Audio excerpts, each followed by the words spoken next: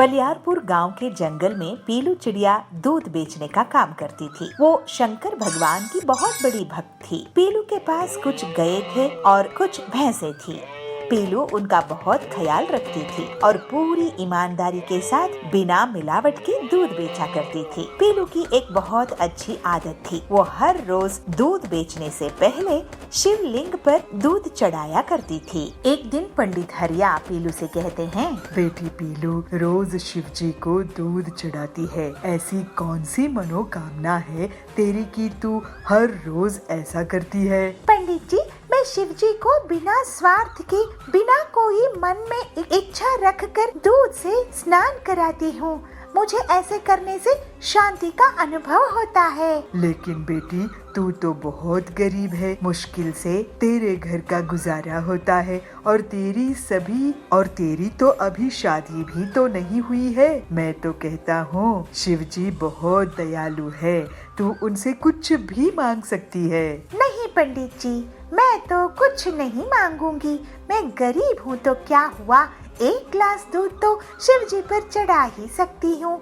यही काफी है मेरे लिए। तेरा मन बहुत साफ है पीलू। तेरी भक्ति से शिव जी बहुत प्रसन्न होंगे। ऐसे ही पीलू हर रोज दूध बेचने से पहले अपने नियम का पालन करती थी। ऐसे ही एक दिन बारिश के मौसम में बहुत तेज बारिश होने के कारण पीलू दूध बेचने के लिए नहीं जा पाती है। वो बहुत परेशान हो जाती है कि सुबह से उसने शिव जी को भी दूध अभिषेक नहीं की है। क्या करूं, बारिश इतनी तेज है, लेकिन मुझे कम से कम शिव जी के मंदिर तो जाना ही होगा। फिर पीलू हिम्मत करके तेज बारिश में भी दूध शिव जी पर अर्पित करने के लिए चली जाती है। अरे पीलू, तू इतनी तूफानी बारिश में भी आई है? पंडित जी, मेरे घर में बहुत सारा दूध बच गया है। आज बेचने नहीं जा पाई हूँ। अच्छा, तो तू उसकी खीर बनाकर भगवान को भोग लगा और उसको प्रसाद में बांट दे। ये अच्छा होगा पंडित जी, गरीबों में मैं खीर बांट दूंगी। फिर पीलू घर जाते हुए बाजार से खीर बनाने का सामान खरीद लेती है और घर आकर गर्मागर्म स्वादिष्ट मीठी खीर बनाती है। फिर पीलू खीर ले जाकर मंदिर में भोग भी लगाती है और उसको गरीबों में बांट देती है। भगवान को खीर का भोग लगते ही कैलाश पर्वत में भगवान शिव जी के होठों में भी खीर आ जाती है। ये देखकर पार्वती जी उनसे कहती है, भगवान, आपके भक्त पीलू ने तो आपको बहुत ही स्वादिष्ट खीर लगाई है। तो शिव जी कहते हैं, हाँ देवी पार्वती, पीलू मेरी बहुत बड़ी भक्त है। वो धन कमाने के पहले बिना स्वार्थ के मुझे सबसे पहले दूध का भोग लगाती है। ऐसे भक्त आज के इस मतलबी और स्वार्थी जमाने में नहीं मिलते हैं। एक बार पीलू की परीक्षा लेकर देखिए, अगर वो उसमें भी स्वार्थी नहीं निकली तो उसको हम सुख देंगे। तो पार्वती की बात सुन के शिव कहते हैं, ठीक है देवी। फिर शिव जी और पार्वती जी अपना रूप बदल लेते हैं। वो अमीर सेठ सेठानी का वेश रखकर पीलू के पास जाते हैं। पीलू चिड़िया, तुम बहुत अच्छा दूध बेचती हो। हमें तुम्हारे पास जितना भी दूध होता है पूरा चाहिए रहेगा। एक बूंद भी तुम्हारे पास नहीं रहनी चाहिए। मैं तुम्हें 5 गुना दाम भी देने को तैयार हूँ। तो सेठानी कहती है, लेकिन अगर हमें पता चला कि तुम थोड़ा दूध भी अपने पास रख रही हो तो तुम्हारी गायें और भैंसे रख लेंगे हम। तो पीलू कहती है, देखिए सेठानी जी, मैं हर रोज थोड़ा सा दूध भगवान शिव जी को अर्पित करती हूँ। इस तरह से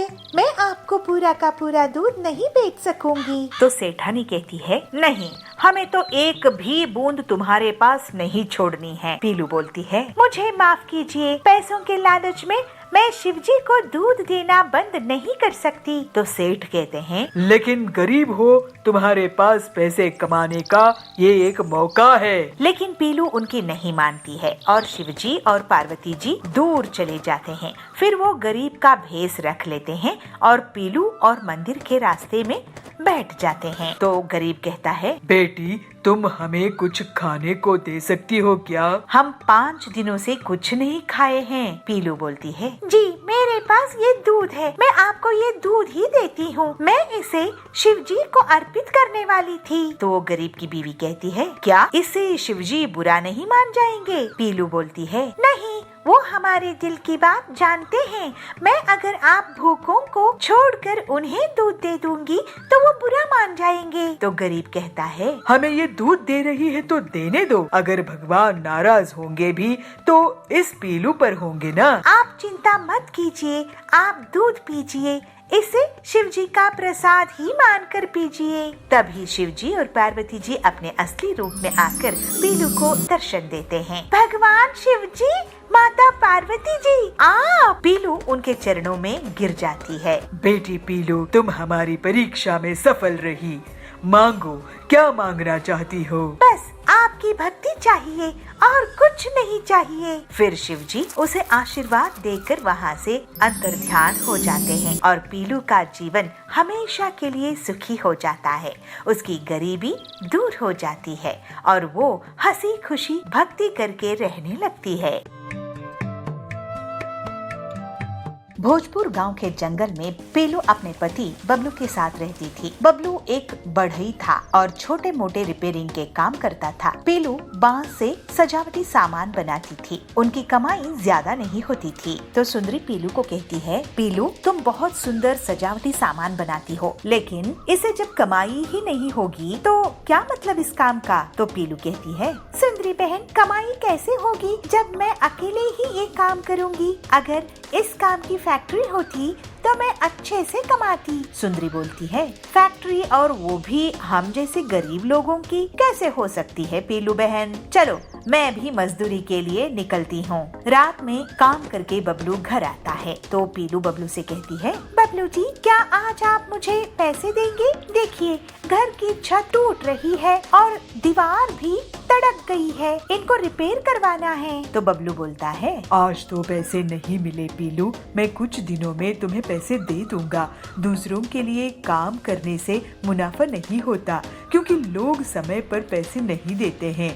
घर के लिए फर्नीचर बनाने का भी मेरा ख्याल है, लेकिन ऐसा कुछ नहीं कर पा रहा हूँ। पीलू कहती है, कोई बात नहीं जी, मेहनत कभी बेकार नहीं जाती है। अगर मेरा और तुम्हारा काम अच्छे से चल निकले तो एक दिन हमारा भी अच्छा घर होगा। जी, हम जरूर अपने सपने पूरे करेंगे। अभी तो किसी तरह से हमारा गुजारा हो रहा है। अगले दिन जब बबलू काम के लिए पहुंचता है, बबलू, अब मेरे पास काम पर मत आना, मैं आपसे बड़ी बड़ी फैक्ट्री से ही फर्नीचर मंगाने वाला हूँ। ये सुनकर बबलू वहाँ से दुखी होकर चला आता है। इसके बाद वो घर आकर पीलू से सब बात कहता है। देखिए, हम जब तक दूसरों की तरफ देखते रहेंगे ऐसा ही होता है। क्यों ना हम अपने फर्नीचर की फैक्ट्री लगा सकते हैं? आपके पास बढ़ई होने का हुनर है। तो बबलू कहता है, लेकिन पीलू, मैं फैक्ट्री कैसे बना सकता हूँ? मेरे पास इतने पैसे नहीं है। तुम्हें पता है ना, ईंट, सीमेंट, लोहा, ये सब कितने महंगे हैं। तो पीलू कहती है, आप इन सब महंगी चीजों से फैक्ट्री मत बनाइए। मैं तो कहती हूँ बांस की फैक्ट्री बना लेते हैं। और तो और आप सभी गरीब लोगों के लिए बांस की फैक्ट्री बना देना, जिससे सभी आपको पैसे देंगे।